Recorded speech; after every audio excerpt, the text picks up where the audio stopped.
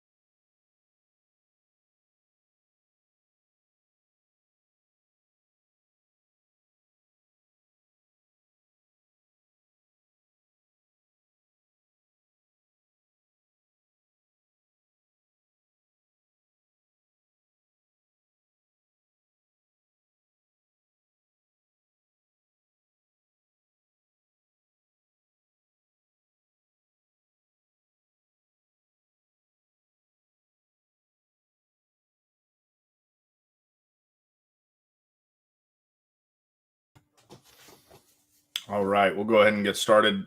Good afternoon, everyone, and thanks for joining us. Whether you're watching this now at the event or watching a recorded version later, I'm happy to speak to all of you on behalf of IT Mod Week and VetSec today. And thanks to my board and the team at IT Mod Week for helping bring this to the industry.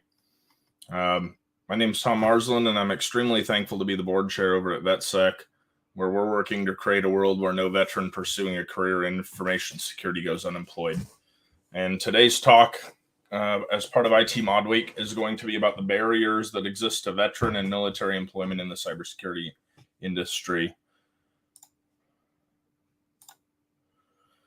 So with that said, we'll discuss the background regarding VetSec and my own research into this area.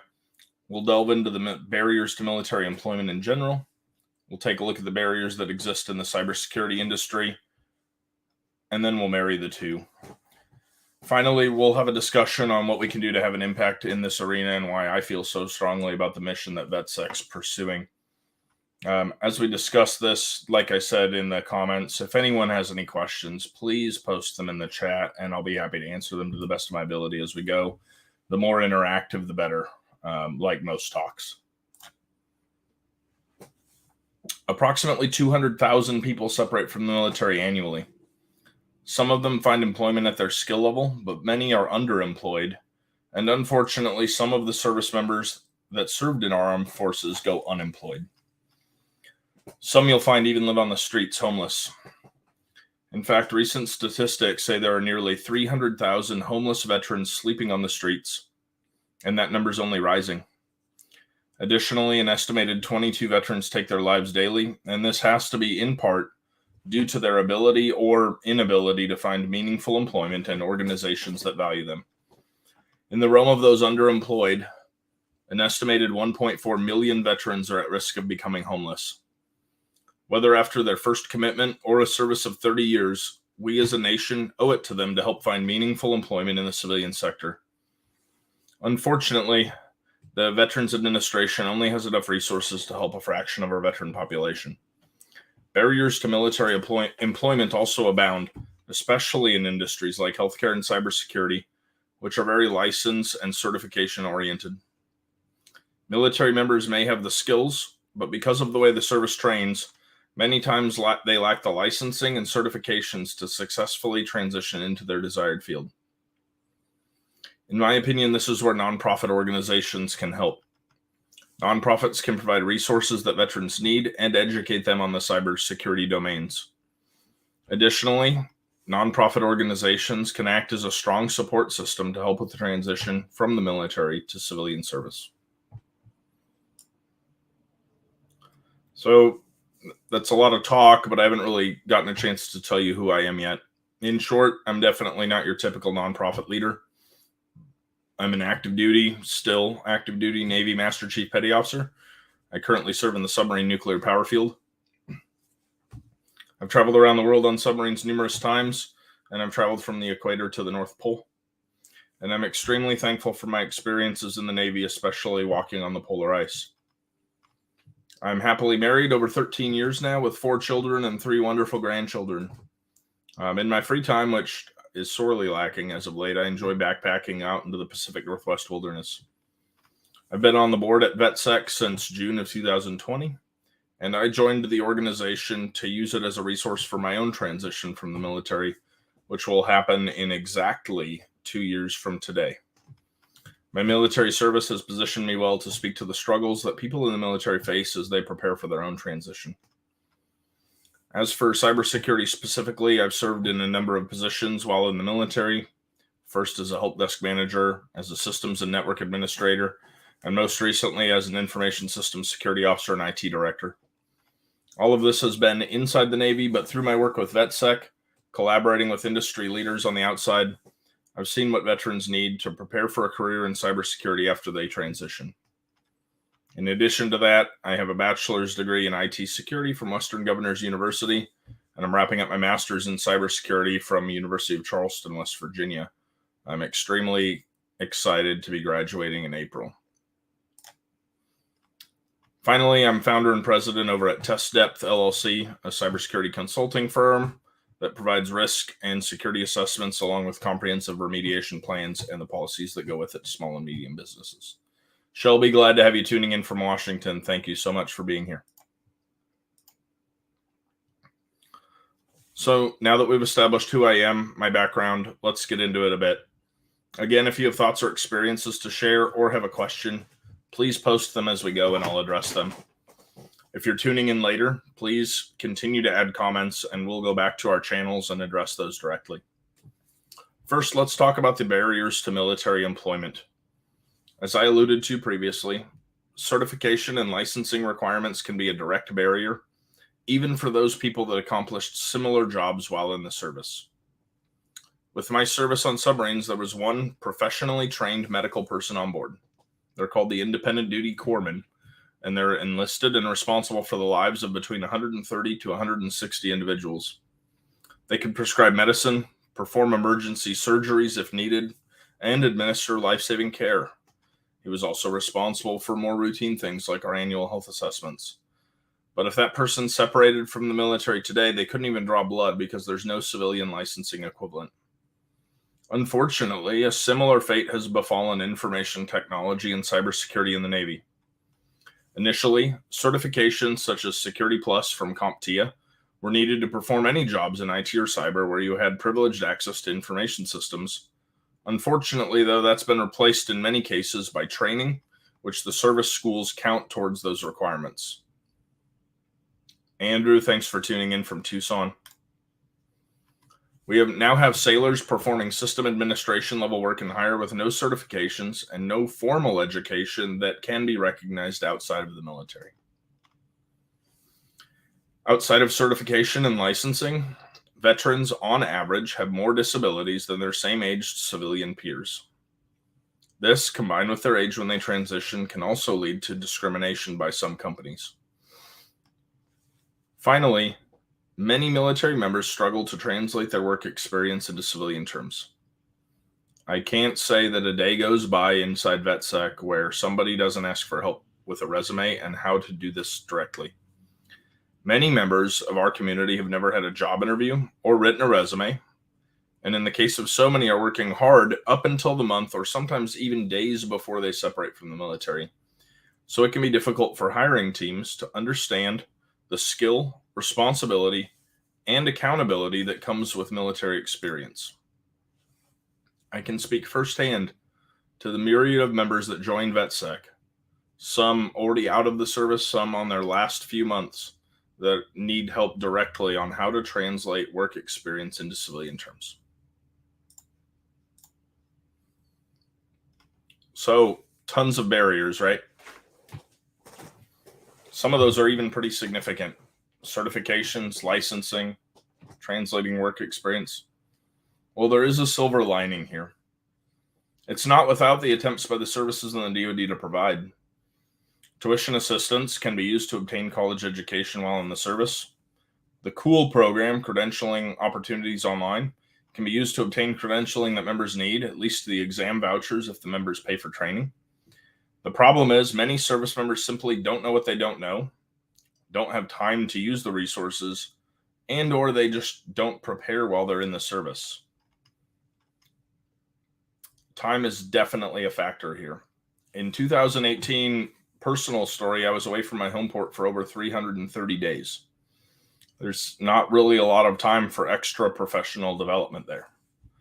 This time is a factor during their time in service, but it's even more of a crunch during their transition, what most people typically say is the last 6 months. Many service members are barely given the time to make this transition successfully. They're looking for jobs, they're moving their families and households to wherever they can find a job at, and they're trying to process their VA medical claims for disability, which alone is a process in and of itself.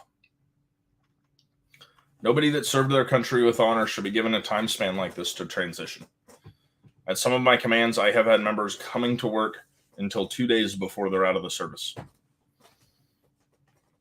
That said, I shared my background with you, and I haven't actually been through the transition myself or the TAP, the Transition Assistance Program. But I believe based on seeing the output, the final product, the members that are getting out of the military and joining nonprofits like VetSec, the many veterans joining VetSec and other companies, that TAP really doesn't adequately prepare people to successfully move seamlessly into a career. The general rule of thumb seems to be allowing retiring military members 60 days to transition and those separating only 30. And in my opinion, even more time than that is needed. The DoD Skill Bridge program is probably the biggest silver lining and valiant attempt to solve this problem. It provides opportunities for service members to work in the industry in a paid internship at a company that has the chance to lead to regular employment.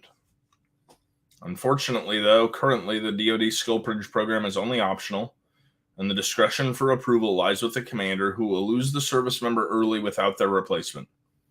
This leads to many requests for Skill Bridge program being denied. Those can be for a myriad of reasons: mission, operational, I have heard of commands denying DoD skill bridge simply because the member isn't retiring or hasn't done a full tour of duty. There's a myriad of reasons here. So now that we've discussed barriers to military employment, let's discuss barriers to employment in the cybersecurity field in general. First, cost. Certification costs are always a factor. I'm sure all of you tuning in have looked at the cost of SANS courses and seen that $8,000 to $10,000 cost. So who even affords these, right? Many people simply can't afford cyber boot camps that cost thousands of dollars, and even I don't understand which of those boot camps will actually get that member a job. Those people that decide to try it on their own, perhaps going after their A+, their Network Plus, and then their Security Plus, would quickly become overloaded with the costs of the training materials, the vouchers, and then, like I said, there's training that's unaffordable until you're in the industry, like SANS, or in many cases it's employer paid. According to a report titled The Report to the President on Supporting the Growth and Sustainment of the Nation's Cybersecurity Workforce, employers are increasingly concerned about the relevance of cybersecurity-related educational programs in meeting the needs of their organizations.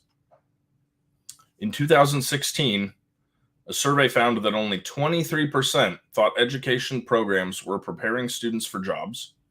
And in 2018, ISACA found 61% of organizations believe that fewer than half of the applicants for their open positions are qualified for the job.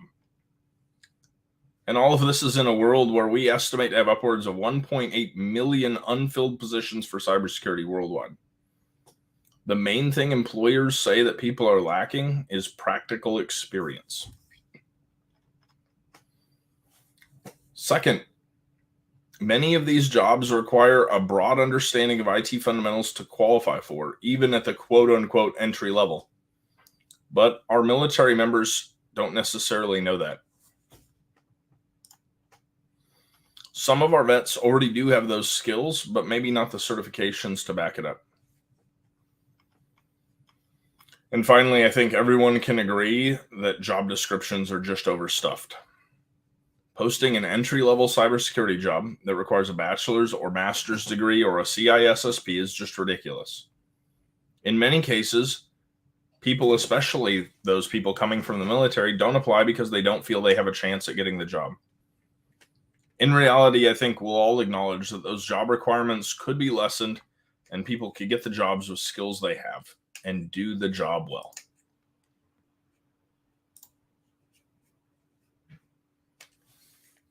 So what's next? What do we do to solve this problem? Well, my view, this is where I said nonprofit organizations and people committed to closing the gap come in.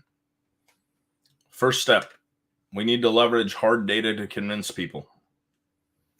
Too many times I see members joining VetSec who have come from a cybersecurity boot camp and were unable to get a job, and they're joining us asking what to do. Please help. I don't have money. I spent it all on the boot camp. I used VetTech or VRNE or my GI Bill, and now my GI Bill's halfway gone, and I don't have anything to show for it. In my 20 years of naval service, data is what proves the case and wins the argument most of the time. So let's look at cybersecurity boot camps. Let's look at degrees in cybersecurity. Let's find how effective they are. Let's educate transitioning service members on the graduation rates from the programs and how effective they are at placing people into positions in the industry. Let's call on the Veterans Administration to be more judicious in who they award VetTech funding to. Make them back the service member so the veteran knows they're using the funding for a quality resource. Second, we need realistic roadmaps for service members. Not starting at 60 days, 90 days, or even necessarily 180 days out. Military members should be educated on the industry, especially those in MOSs and jobs that relate, so that when they're 2 to 3 years away and they start thinking about IT or thinking about cybersecurity, they get excited seeing how malware reverse engineering works or how a machine on Hack the Box and Try Hack Me works. We can show them what that career looks like. This is a great place for nonprofit organizations to help fill that gap. This is a great place for the VA to step in.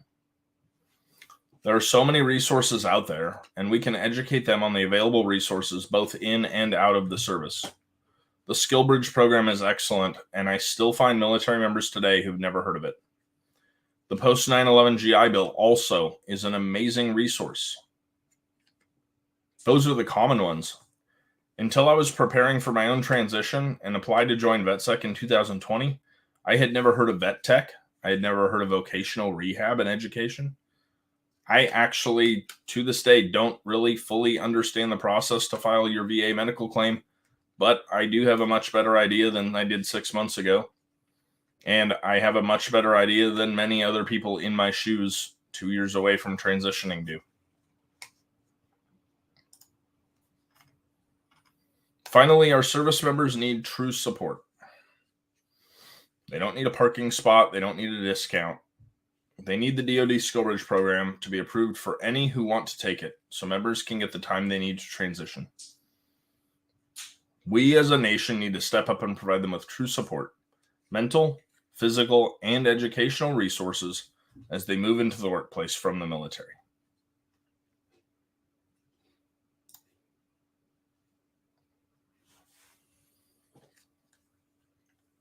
With that said, our military veterans in this field will be successful when we decide we want to help them. And for so many in the military that are used to years of structure, of being told what time to be somewhere, where to be, what uniform to wear, this still needs to be structured in some manner. Too many members are joining VetSec, joining other organizations, looking at training online, and going 1 inch deep and 1 mile wide because they don't know what to do, because there aren't clear paths. We can't just throw money at the problem and have a bunch of, frankly, mediocre cybersecurity boot camps that don't have good employment rates, that take advantage of the government's money, solve the problem on behalf of the VA. They just don't do it. There are some out there that are amazing, don't get me wrong, but the vast majority of them are there to get funding. So I'd like to call on everyone to be the change. It takes people that care and that wish to make a difference. With that said, tomorrow, as part of IT Mod Week, I'll be giving a presentation on what VetSec is trying to do to be part of this change. The presentation will air at the same time tomorrow. This is kind of part one of the talk. And then Wednesday, we will have several members from VetSec ourselves on to discuss in a panel format the lessons learned that they have from their own military transition, what they wish they would have known, what they wish they would have been different. So for the people that are tuning in and that see this between now and March 1st at 3 p.m. Pacific, please share this with anybody that's still in the military or that any companies that want to work with us to help be that change. We're always looking for partnerships. We're always looking for ways to better serve our military population. My contact information is on this slide. Andrew Smith says that beta tests are a cheap way to gain certifications. Andrew, that's a great way to look at it. I myself took Pentest Plus via the beta, which was significantly cheaper. And yes, the DoD 8570 for government jobs. We'll touch on that instruction as well tomorrow. That instruction does define certification requirements in the Department of Defense to be information assurance managers at different levels or technicians at different levels. Thank you for your comments today. And thank you everyone that tuned in to see us live. Again, tomorrow, check us out at the end of IT Mod Week again, where we give a presentation on what VetSec as a nonprofit is doing specifically to help be the change we need in this world to help military veterans gain meaningful employment in cybersecurity. And again on Wednesday, where we host a military transition panel featuring several of our military members who have transitioned out of the military and into jobs in cybersecurity. Some have been out for many years now. Some have only been out for a few months. So thank you all for tuning in today. And yes, I also wish the VA would be more diligent in validating boot camps to receive VetTech and VRNE money. I wish that as well. I also wish there were more programs that would support organizations that are not for profit to receive some of those funds. Greatly appreciate everyone for tuning in today. Please catch me again tomorrow, 3 p.m. Pacific, 6 p.m. Eastern, where we talk about what VetSec's doing to close this gap. And like I said, again on Wednesday for a military transition panel featuring some of our members. Thank you all very much for tuning in, and I'll see you tomorrow.